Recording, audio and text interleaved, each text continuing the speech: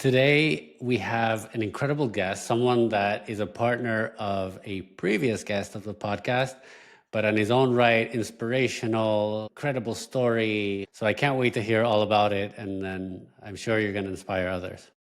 Welcome, Shane. Thank you so much, Ahmad. You were too kind. What a great introduction. We need to put you on the payroll. No, that's not a kind introduction. It's the truth. I think you are inspirational, but tell us your story. Tell us how it begins. Yes, goodness. I mean, there's quite a bit to unpack, so I'll try to keep it somewhat as brief as possible. But yeah, you actually mentioned my business partner just a second ago, but let me mention him by name because really, I think it's more than just being a business partner. He's my brother, and it's Juan Rodas is who you're referencing, and he and I are very close. We started this company together and have worked together for quite some time, and we are very fortunate to be in this endeavor together. But so my story is I am the product of a single mom, and I'm very proud of that. My mama worked extremely hard and she took very good care of us the best she could. But being a single parent growing up here in the rural South, we often were very transient. There were times where, frankly, we didn't have the money. My mom didn't have the money to pay the rent, to provide, to always ensure that we had as much food as we probably should have gotten it at times, but that's because of the environment that we grew up in.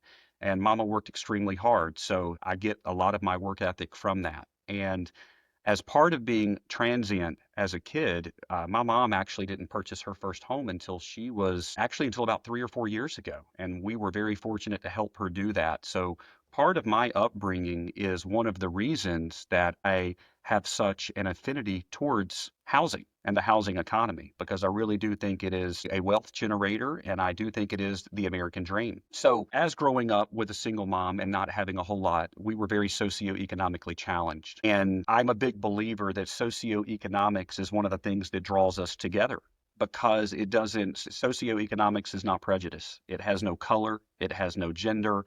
You either have it or you don't. You either have the means or you don't. And when you grow up like that, it really helps you recognize the struggles that others are going through, much like what you may be going through. And I think that's where Juan and I, one of the reasons we were attracted to each other from a business perspective very, very early on. We were executives together at another company and we were in the trenches together during the pandemic. And then it was all said and done. We decided to do this thing that we now call New Story together. But as we sort of transcend through my story, it was very challenging at times. I leaned a lot on my faith. I'm proudly a Christian guy, and I leaned pretty heavily on that. And I'm very fortunate to have grown up in the church because, frankly, there were times that's really all we had. And good grandparents. I'll say thank God for good grandparents because they took good care of us too when my mom was not quite able to take care of my sister and I. So then, as I got a little older, I went to school and fortunately did pretty well in school and went on to college. I joined the military. I was an infantry officer in the Army. And as I went into college, the military helped me out quite a bit. So my service paid for a lot of my college. Did my undergraduate schooling at Clemson University in South Carolina, as well as my master's, and ultimately went on and got my PhD elsewhere at Cumberland's in Kentucky. But the military helped me a lot with that. And, just through a lot of hard work and God's grace, I was able to overcome a lot of those socioeconomical challenges that I had growing up. And today, as they say, the rest is history. So without taking too much of your time on the personal side, with that, a lot of challenges growing up, but I think that's what makes us stronger. I was just talking about this yesterday. Most leaders can lead in the calm, but it's the leaders who lead during the storm that really stand out. And I was very fortunate, even as a younger guy, to have experienced a lot of the storms, and I think that's what makes us stronger. That said, you fast forward to today, I've spent 20 plus years in the banking industry, primarily in on the mortgage side of the house. And when Juan and I were talking, I'd reached out to him at one point and said, "Hey man, look, I'm really considering doing this. I can't think of anybody else that I'd want to do this with that would be a better fit for you and I to do this together."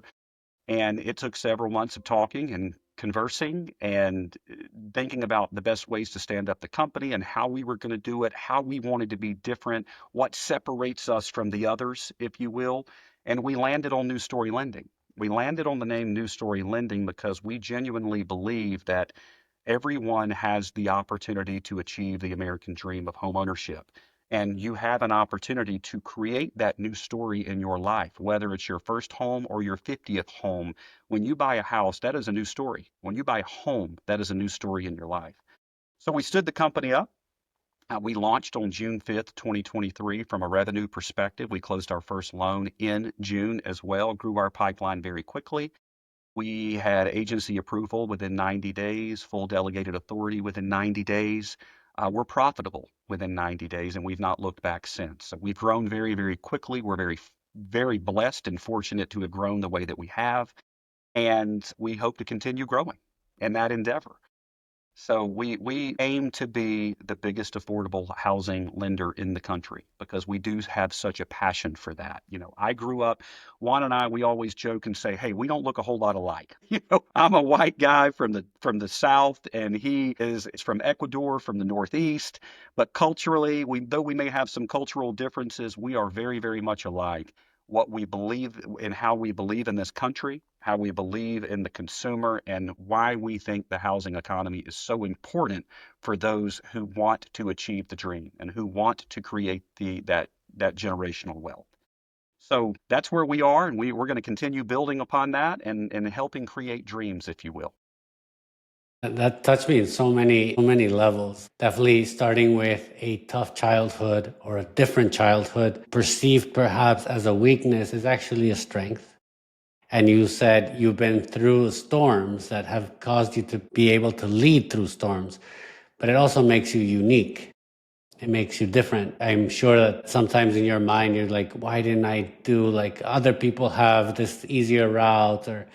But it's really, everybody's looking for the uniqueness. And that uniqueness gives you more power, gives you more purpose, and gives you more passion, like you said, to do lending.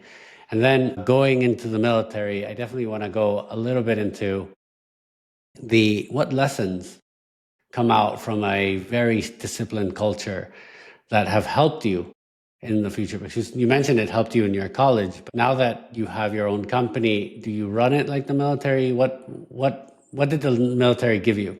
Yeah, so I got to be careful, Ahmad, And not to say that I before run it. that, thank you for your service. Thank you so much. I appreciate that. It was an honor to serve.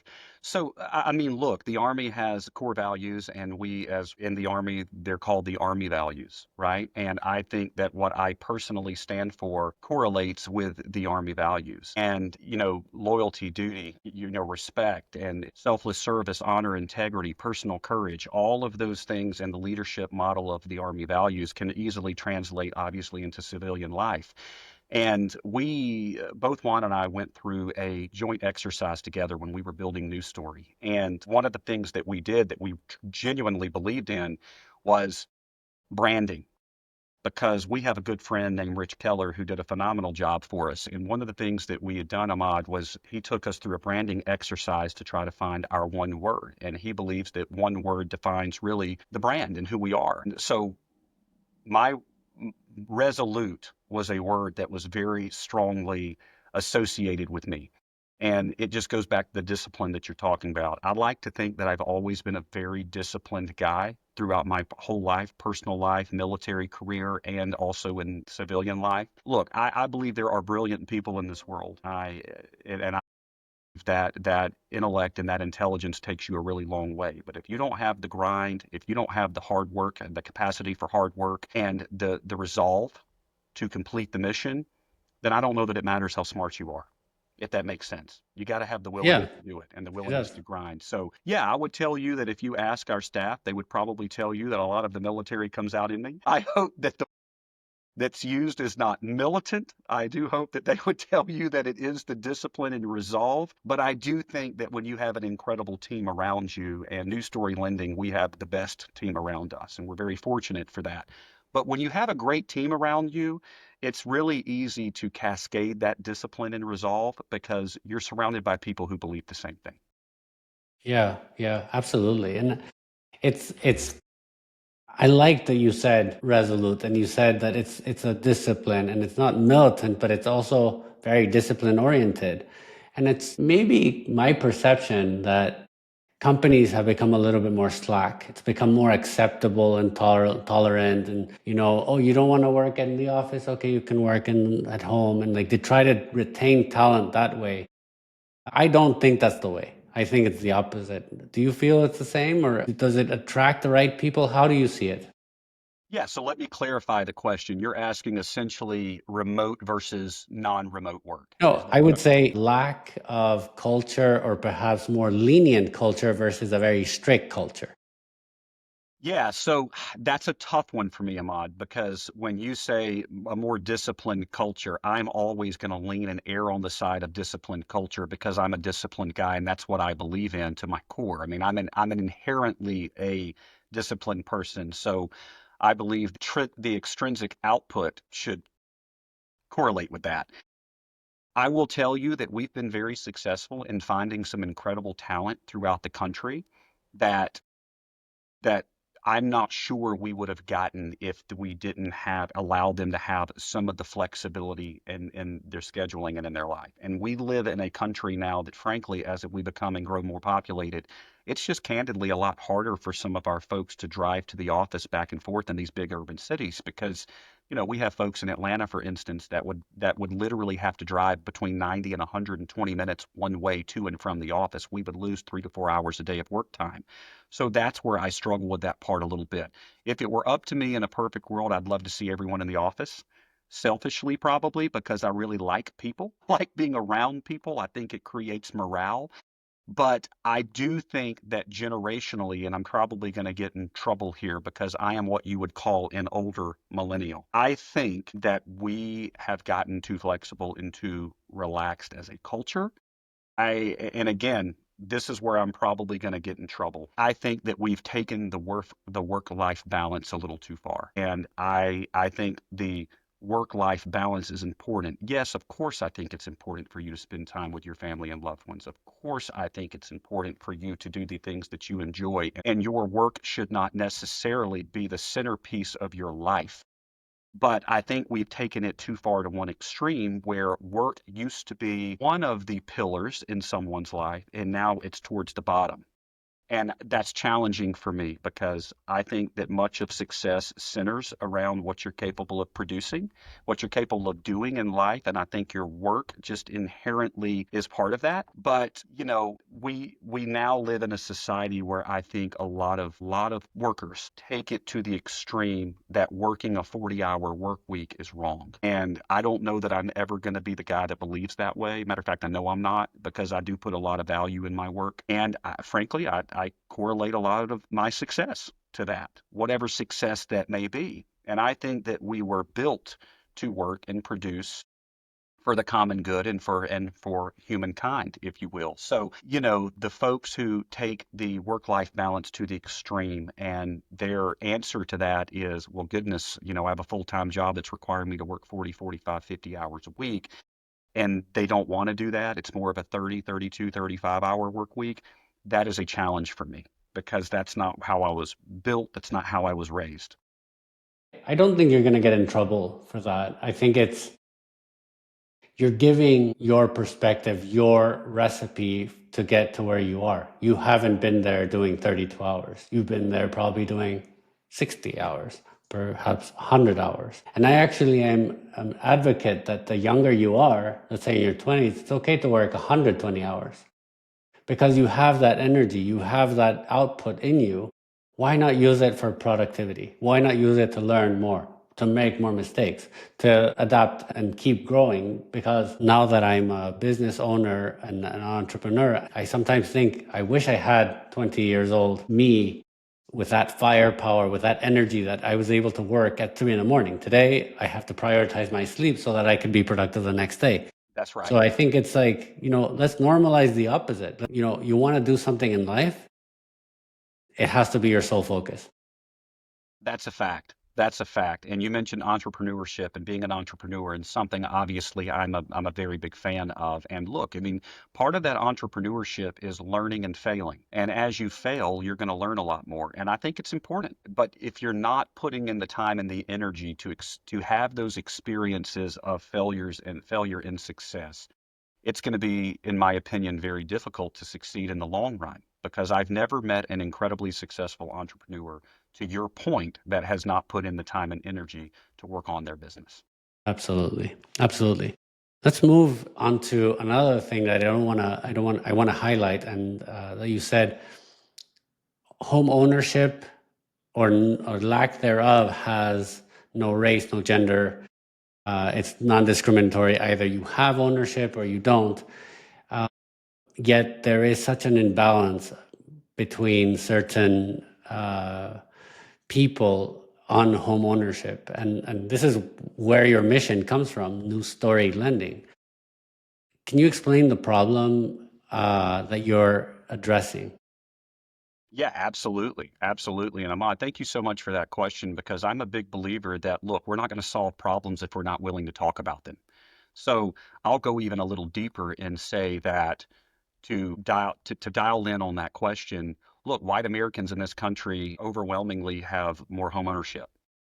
And I think part of that is, I mean, look, we could get into like the politics and everything else, but that's probably not where we want to take this part of the conversation. But what I'll tell you is I think there's a lot of barrier to entry in the homeownership space. And I'll give you a perfect example. And this is something that Juan and I have talked about in depth is you take a lot of the programs in our country. And look, I'm not throwing any stones at Fannie Mae and Freddie Mac. Those guys and gals are very, very good friends of us, friends of ours, and they've been really good to us. But I think that the GSEs and the agencies have a mission for affordable housing. It's just really hard to implement it. It just really is. It's hard to execute on that. But when I say barrier to entry, you take bond down payment assistance programs, for example, for bank owners, for like the Shanes and the Wands of the world who have independent mortgage banks. The revenue that is generated off of that type of product is so minuscule. We are often doing those loans at a real loss. We are making a conscious decision to do those loans at a loss because by the time you pay the loan officer and the margins are capped and you have all of the other services that are on that type of product, there's nothing left at the end.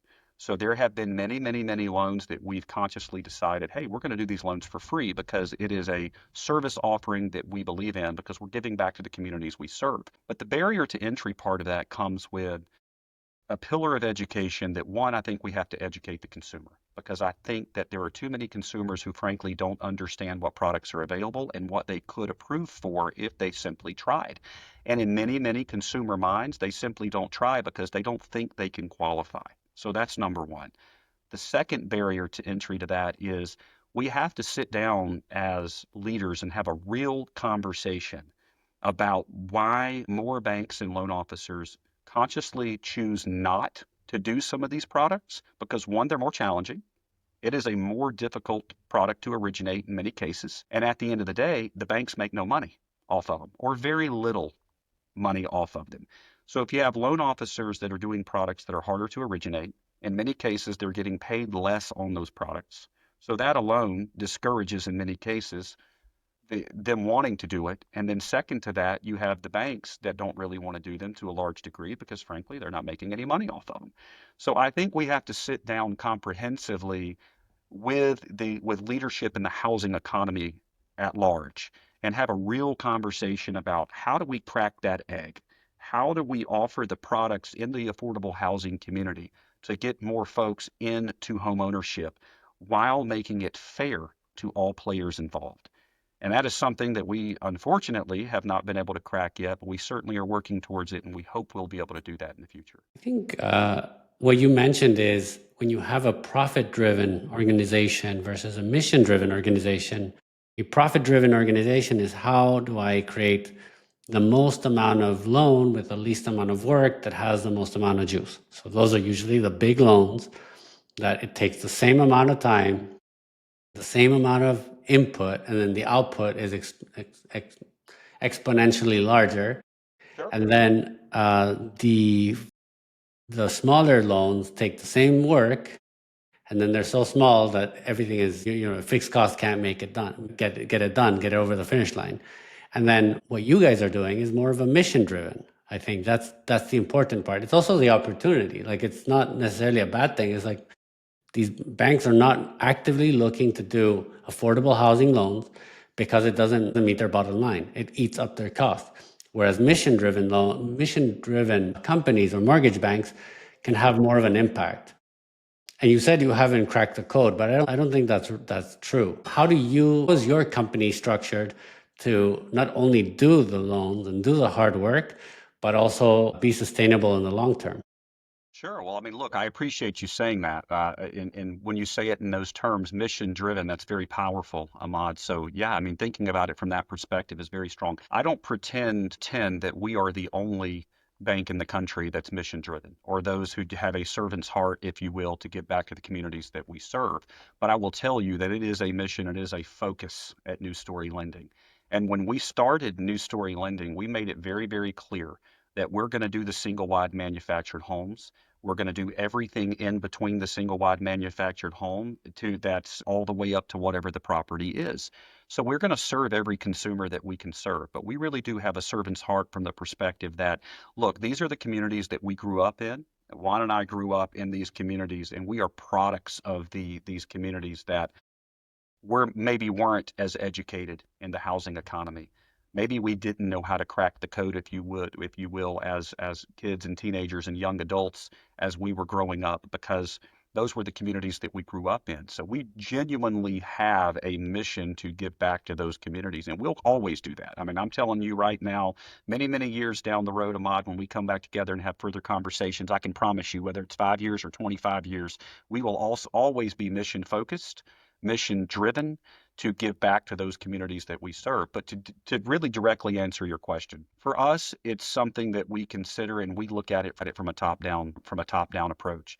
We understand that some loans are going to be more revenue driven than others. And because of that, we've just made a conscious decision that we're not going to not do those loans, regardless of the revenue production, because we believe it is our mission to give back to those communities. So we genuinely don't look at the high revenue producing loan versus the low revenue producing loan and treat it any differently. Every consumer that comes to New Story Lending, regardless of loan size, product type, revenue off that product, they will get our time, energy, and attention because that's the mission and the objective we serve.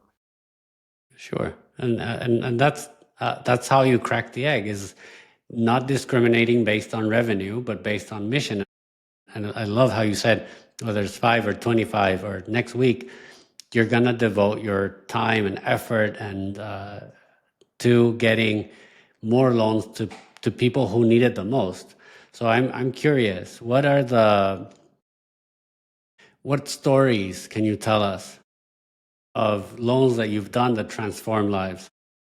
Goodness, that's a great question. So there are many, many, many, many stories I could tell you. And I'll start with, we have a lot of great charities and organizations that really share a common mission in some of the communities that we serve. And many of them are teaching financial literacy.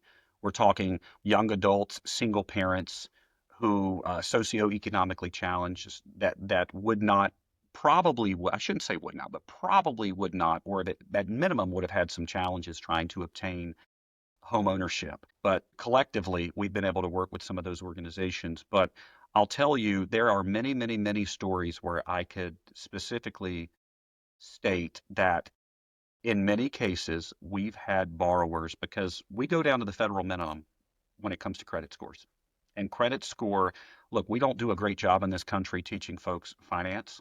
And it's unfortunate because I think it's one of the most important things we could teach, but we don't generally, unless it's in a higher education capacity. But those folks don't know what they can and can't do, as I mentioned earlier. So we've taken many a consumer, helped them with credit restoration, credit repair, rebuild themselves from a financial perspective, if you will, placed them in products like the down payment assistance bond programs that we offer at New Story, both locally and nationally, to close some of those loans. So I can tell you in particular, and it was one of those that I actually personally went to the closing because it was so close to my heart because it told much of my personal story. It was a loan that we closed about 3 months ago, single mom moving from one state to South Carolina, and she showed up at the closing with her kids. When she started with us, had a much lower credit score, really didn't qualify, or probably in her mind did not think there was any chance of her qualifying. Well, we spent the time and the energy and resources for that matter to assist with credit build, credit restoration, and put her on a track where she was able to purchase a home. And I don't know that that would have happened if we didn't have the staff that we have and the leaders that we have that was willing to pour into this consumer, because you don't get, that's the stuff you don't really get paid for in a lot of these roles in the mortgage banking system. You don't necessarily get paid to help people restore their credit. Frankly, sometimes a lot of our loan officers will do these things and folks don't ever come back to them in many cases. So you got to be, the willingness has got to be a big part of it. But we were willing to dedicate time and energy to this consumer. And 3 months later, she showed up at the closing table with three of her kids. And I mean, it brought me to tears, because that is the American dream. And that is taking someone who needed to lean on that pillar of education so she knew what she was capable of, and just needed a small helping hand, because ultimately, she did it. She did it. And the credit goes to her, because we were just the catalyst, if you will, to help her reach her goal. But working with her and seeing her achieve that dream of home ownership that's a game changer. That's a heart-wrenching experience when you take someone who's never bought a home before, and I believe she was in her 50s, and probably did not think she ever could or would. And when she showed up at the table with all of her kids moving into their new home together, that's why we do what we do. Love it. And I can see the passion. I can see the importance this has on you and on her. Imagine at 50 years old getting ownership and what it means to their kids. I definitely, it touches me as well in many places, because I think it's such an important thing when you have your own home, when you have your own place, the growth that happens from there. And like you said, in 25 years, the metric is not going to be how many loans have you made. It's how many lives have you changed? How Oh, many communities have you affected? How many, the kids of that are probably going to have a better outcome, because they do have this foundation of a place of being, which is home ownership, which is such an important part of their life. how many lives we've changed, man. You said it all right there. It's all about changing lives, and that's certainly how we viewed it. And to lean on that, we recently, when you talked to Juan, I'm not sure that this had happened yet, but we recently trademarked breaking barriers to home ownership, because that is part of what drives us at New Story, as part of our purpose, part of our objective statement, if you will, breaking barriers to home ownership. We trademarked that because we believe that anyone who works to achieve it can break any barrier that they have in their life to home ownership. Love it. And let's go deeper onto the education side, because I agree. Finance is even less than religion. It's something that you don't talk in the table, or it's taboo in many spaces. The schooling system doesn't do justice to how complex the financial system is. Not only about like managing your household. It's how do you pay taxes? How do you open a bank account? How do you ask for a loan? What does the loan officer need from you? And it's endless. And how do you invest? How do you like? It just gets much more complicated.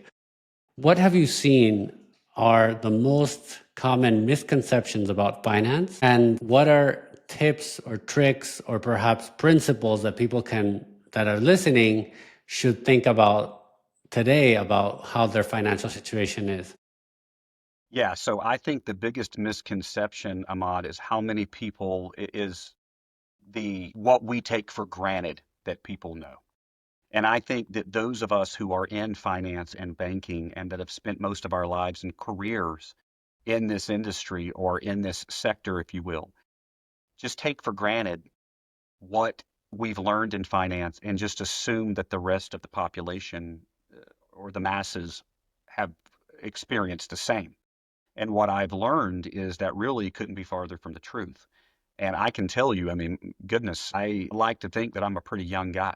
My kids may tell you differently, but I like to think that I'm a pretty young dude. And I can remember when I was in high school, I don't remember a single finance class, not one. I mean, obviously, government and economics, when we taught, we did those things. But when you think about simple financial literacy and budgeting, none of that's taught. And I think that The curriculums have changed a little bit today where we are beginning to understand the importance of finance and we're starting to teach it a little bit more. But look, I think that simple budgeting is one of the things that we could learn the most. Balancing, and I know I'm probably showing my age a little bit now when I say balance checkbook, but look, guys, you can do it online now. You don't have to write it down. But when I say balance a checkbook, you need to know how to balance your budget. You need to know how to balance your finances. You need to understand what property taxes are, what it takes to purchase a home, what it takes to manage your life, buying fuel for your car and paying rent or paying a mortgage. Those are real things in life that most everyone in this country is going to experience at some point or the other. And I think some of the simplest things we could learn or even teach the communities we serve. And the advice that I would give to your question is most communities offer some courses, certifications on financial literacy. There's an organization somewhere that teach these things. If there's not an organization in the communities in which you live, there are plenty of ways to go online, watch some YouTube videos about simple finance and budgeting. I think that's where it starts. And once you get your personal finances under control, then you can think about investing and you can think about purchasing a home and understanding your buying power. But it starts at home and it starts with your personal budget and your personal finances. And I think that's where we have to start. For sure. And I like how you're opening it up to your community. It's there. And a lot of people, I think the misconception is, I agree, what is taken for granted, but at the same time that communities are there to help you progress, to help you make better decisions. And I would argue that there's one more that is very important is mindset. Mm. Mindset, many levels can be very skewed to, I don't like money. I don't like finance. I don't understand finance. And so they come with this mindset, or I don't like money even.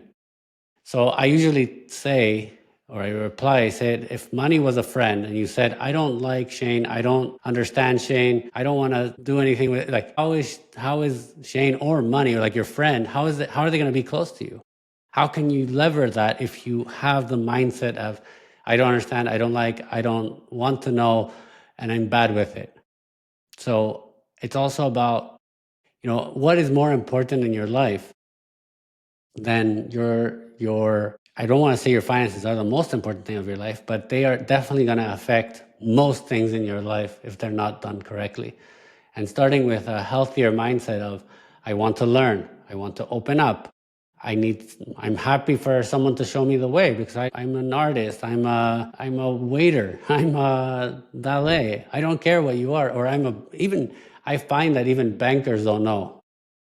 Yeah. I've had people that don't know what a cap rate is, and they think when you explain to them it's easy, but then you're like, okay, this is a concept that needs a lot of talking, it has to permeate into your psyche by a lot of conversation. So having that conversation makes you ahead. If you don't talk about it, it's like never talking to your friend either. You're never gonna hear from them. That is a beautiful analogy. I think you said that perfectly because much of it is mindset. And look, it's a necessity at the end of the day. We all do things that we may not necessarily like, but there are things that we must do. And I think learning finance at its basic foundational level is a necessity. You have to do it. I think you have to do it to be successful. It doesn't necessarily, to your point, mean that you have to understand all of the minutia when it comes to finance. Goodness, I'm sure there's plenty of things in the world of finance that I don't know that well or I'm not an expert at, but it is a necessity to learn the bare minimum so you can survive in this very revenue driven environment that we're in these days. Sure. Going to entrepreneurship and how you built your company, and you're very passionate, you live, this is a problem that you had, that your mom had, that you solved, that you'll forever dedicate your life to. You built a mission driven business, but today's success didn't come today.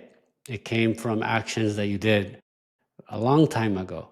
What do you think are mistakes that entrepreneurs today are making, and what advice could you give them to become like you? Sure. So mistakes, my goodness, how much more time do we have? All the time in the world. That's the beauty thing Gosh, about podcasting. look, Here it's all about value, I not bet about a time frame. Oh, I appreciate that. Look, I think one of the greatest gifts that I've had in life are mistakes and failures because I can tell you I have learned from every single one of them. I'll tell you, lean on those who have been there before you. Like it's the, we get there from standing on the shoulders of those who have come before us. And I think that's a real thing. I was very fortunate, and I would even say smart enough at a younger age to realize what I didn't know. And I'm very fortunate to understand that there are folks that are much smarter than me in certain sectors and certain areas, and I leaned pretty heavily on some good mentors in my life. That said, I still made plenty of mistakes. Some of those mistakes were jumping into things too quickly. I should have vetted them out at a younger age. When I was younger, I dabbled in some businesses that, frankly, I should have learned more about. I should have reviewed it more closely. And frankly, I think you have to have a passion and an energy for what you're doing. Some of these businesses were things that I wasn't super passionate about. So I think that you got to enjoy what you're doing. You have to have a passion for it, but you also have to do things that have a relationship with other things that you're doing. And I'll explain what that means. So I own other businesses, but today all of my businesses are in the housing economy, every one of them. And I think what often happens to entrepreneurs is they want to dabble in everything or many things because it's sometimes quantity over quality.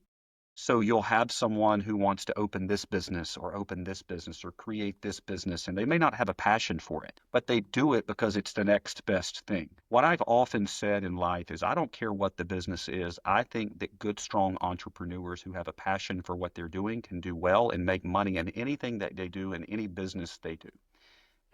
But you have to love it. You have to be passionate about it. And the mistakes that I made earlier on in my career was not having a passion for many of the things that I was looking to create or many things I was looking to do. It was sort of the next best thing, if you will. And those businesses did not perform as well. I'm very fortunate to have been able to get out of them and sell some of those businesses before they become a disaster. And I'm willing and happy to admit that some of those businesses would not have done well. But when I really found my niche, if you will, in the housing economy, things like mortgage banking and banking in general that I absolutely love. And that's why I have New Story. And there are other businesses that I have that are in construction and insurance and investing and those types of businesses, if you will, that all generate in the housing economy. They all lean on each other. Everyone who purchases a home has to have what? Homeowners insurance. Everyone, not everyone, but generally folks who build a home, they need a mortgage, right? And often folks come to us for construction lending, and we can then, and I can build a home. So my success has come from being involved in businesses that one, I know, two, I have a passion for, so I continuously educate myself in those businesses and in that space, and then having all of the businesses that lean on each other. So they are things that I understand. And that's the other part of it, I think, Ahmad, is you got to understand what you're doing to a large degree, and you have to really enjoy it and have a passion for it. I wrote down a few things that I think are highlights, and it reminded me of a shortcut in life. Everyone wants a shortcut. Everyone thinks, how do I have a shortcut in life? And the only way to have shortcuts in life is asking someone that knows more than you. That's right. That's the only shortcut in life. Everybody wants to get rich. Well, ask a rich person. You don't ask, you wanna look better, talk to a barber, talk to a stylist, talk to your people at your local department store. You wanna go to college, ask someone that went to college. Like, that's the way to get forward. And I think that it's not permeated in society enough. When people say there are no shortcuts in life, you have to make the mistakes. I think ask someone, still make the mistakes. I think that you're right. You learn more from the mistakes, but at least you asked. At least you have, I don't know, like a stronger connection to the next step. And then I think that our idols, our examples are like Elon Musk, and he does like so many things. And then you have like all these people that have a serial entrepreneur is such a thrown word, and you have so many companies, and you should have so many. I had someone ask me, like, you only have this company? Like, you don't have more? Like, why don't you have more? And I'm like, I thought that was like a bizarre way of thinking. And it's because I agree with you. Jumping into quickly into things makes you prisoner of those things. It's sort of like you need to be careful in what you jump into, because you have to make sure that once you're in something, reap the rewards. It might take a cycle, it might take 5 years, but if you skip jumping, you will never reap the reward or never get the lessons. And then 5 years will pass down, and then nothing has been really accomplished. And I like your idea and suggestion of expand where you know. Expand where you're already working. Okay, the person needs a loan, probably needs insurance. The person that's finding a loan for construction probably needs a GC. The person that has homeowners maybe needs, I don't know, there's so many things that might need a brokerage, and then might want to sell. So you're kind of like vertically integrated or integrating, so that this process of buying a home, selling a home, creating a new story for yourself is a little bit more integrated than just the loan part, which is a big part, but definitely not the whole story. That's a fact. That's a fact, Ahmad, and you're spot on about that part of it. And again, fortunately, I was able to tag on to some good mentors in my life at a very young age, so I did not make those mistakes continuously, and I'm very fortunate for that. But you said something that made me think about something else, and it relates directly to News Story, because we're often asked, Juan and I are often asked, gosh, man, you guys could have done this separately. Y'all really didn't have to have each other necessarily to start this company and to build this business. But here's the reality, and it leans on very heavily on something that you just said about doing what you know. One of the reasons that News Story Lending has been so successful is because we're smart enough to know what we don't know. The truth is I've been doing this for over 20 years. Juan's been doing this for over 20 years, and we could do anything in the mortgage banking system. There's really nothing that we've not dabbled in. But the reality is I've spent the majority of my career being a strong producer, being on the front end of the house, production, business development, marketing, anything that touches the consumer. And then Juan has spent the majority of his career doing things on the back end like capital markets and secondary. And those, if because we recognize that each of us are extremely strong in our respective rights, but we trust each other on the things that we are not necessarily the strongest out. John Maxwell said a brilliant thing in one of his books that talks about matching task with talent. And I think that when you spend the majority of your time doing the things in which you're most talented, you're going to get the most output. And that's what we try to do. So I Absolutely. think that's the way why it's worked so well. Shane, it was an absolute pleasure to have you on. I know you were sick for a little bit, but I was like, can't wait to have this conversation, because I knew it was going to be super rewarding. I think your story is very inspiring, and I do want to have a 5 year and then a 25-year reunion, and then have you share more stories of your growth and how many people's lives you're changing with what you're doing. So I want to congratulate on all your success, but more because of how much impact you're doing to society. I appreciate that, man. Thank you so much for your time, Ahmad. Look, I know it takes some time and energy to put these things together. Can't thank you enough for giving us both an opportunity, and we certainly look forward to that 5-year follow-up. For sure. Thank you so much again. Thank you, my friend. Have a good one.